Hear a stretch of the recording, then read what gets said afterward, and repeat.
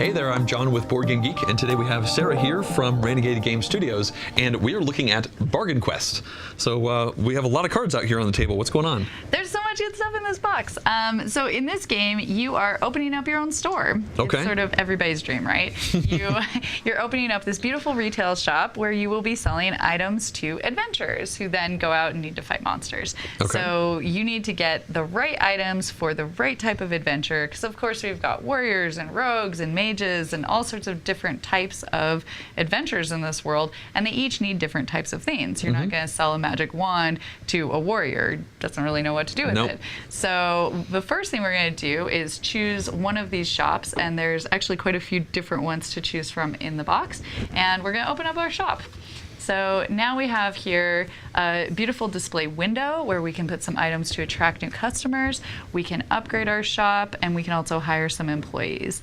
So the first thing we're going to do is stock our shelves. And we do that by drafting some of these cards that each are different items that might be useful for different types of adventures, but they also have a different amount of awesomeness that would attract people. So you'll see they have different symbols here that are the different types of adventures, but then also the hearts. And the hearts are only going to be relevant if you decide to put this as a display item in your window. Okay. So after drafting, you'll have several different cards in your hand, and you're going to pick one of those to put in your window. So let's say I put this one here.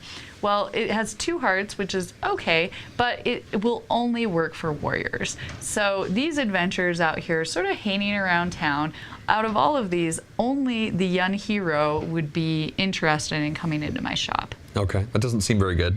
It might be better to put something like the backpack in your window.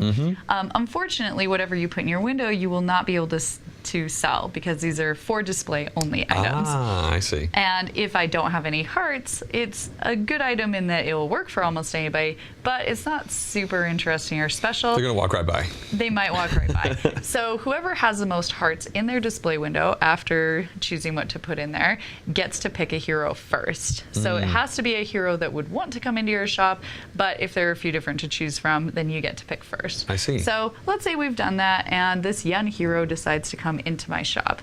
Well, she only has $15 in her pocket. So that's not a lot of money to buy items, but I do have a magic wand and a fire scroll that would both be pretty adequate for her. She's not really decided what she wants to be yet, so she can use these items. So she's going to give me her $15. Those are now mine, and she's now equipped with both of these, and her fighting skill has gone up, and her shields have also gone up. So she has a total fight of 4 and a total defense of 2. After we've done all that, we've upgraded, then we give her one little bit of random adventuring power, which unfortunately for her gave her -1 in attack, but +1 in shields. Yeah. Then she goes out, leaves our shop, and goes off to fight the monster. In this case, we have a terrifying Shadow Knight who has a defense of 5 and an attack of 5. This isn't looking good for her. It's really not. So, good news for us, she already paid us our money, so we have $15 more in our pocket. Yep. Bad news for her is that she goes out and she only has that 3 defense, including her cautious ability, and that is not enough to defend herself against this monster. She also can only attack for 3, and so she does not win. If she had either been able to successfully attack the monster, which would have given that monster 1 wound, or if she had survived the battle, you would have gotten 1 fame for each one of those 2. Because you were the one who equipped that hero. She goes around, telling people some pretty good stuff. Yeah, so you get a little bit of bonus for that, but you still have your money from her. So even though she's dead, sorry, it's okay. You get points at the end of the game for both money and for fame. Okay. So you can win either way. So then after the hero goes out, adventures, lives or dies. If they live, they come back to the town. They might have a little bit less money now, but they're still looking for some equipment.